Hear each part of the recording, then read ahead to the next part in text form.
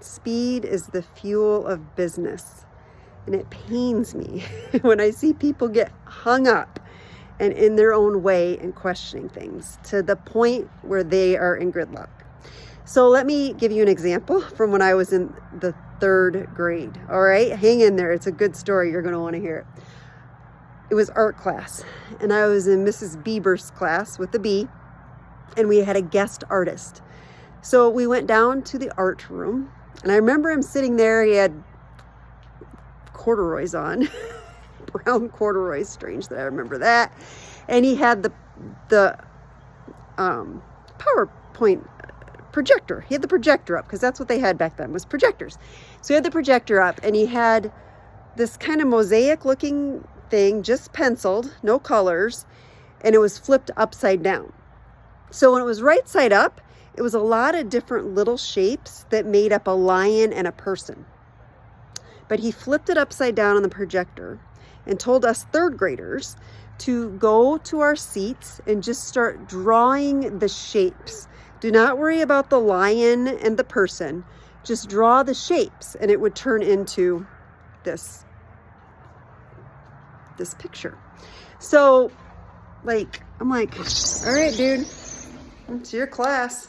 I don't care. I'll do it. So I just started drawing the little shapes. I just did it. Whatever, it doesn't matter. We're going to be out of here in an hour, whatever, right? Didn't really question it, just did it. A lot of other kids did not. And you can imagine 3rd graders, they're on their heads, trying to see that lion and the person so they could draw it, or they would just not listen to him and they would just go off and draw the lion and the person anyways. And some of them were so upset. They could not fathom that they should just draw those shapes. They could not do it. They thought they had to draw the lion and the person. And the teacher was super frustrated. And I can remember being sit down and draw the shapes. And she really didn't even care. She's I could tell she's this is the dumbest guest teacher we've ever had. What are we doing here? Just get through the hour, right? And so, I remember my picture, and the mosaics were really big in one corner and really little in the top, and nobody got through the whole thing. I did not either. It was way too hard for 3rd graders. And even though I tried, I didn't get there, but I was way closer than other people that questioned the heck out of it. And the learning of this is sometimes just do it. Just do it.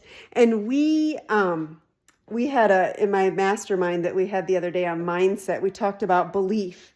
Borrow the belief of somebody that's went ahead of you and be they've done it. I believe they can do it. I'm going to do what they say. And I'm going to take action.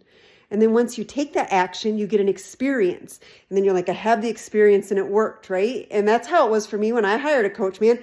I just did what she told me to do. I took an action and I had an amazing experience. And that's what we need to do. It doesn't help to question it.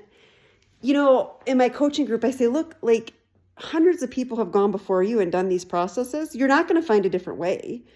You're not going to create some strange coaching company business and some strange service that nobody's ever done before. It's just not going to happen. Do what's been done before you.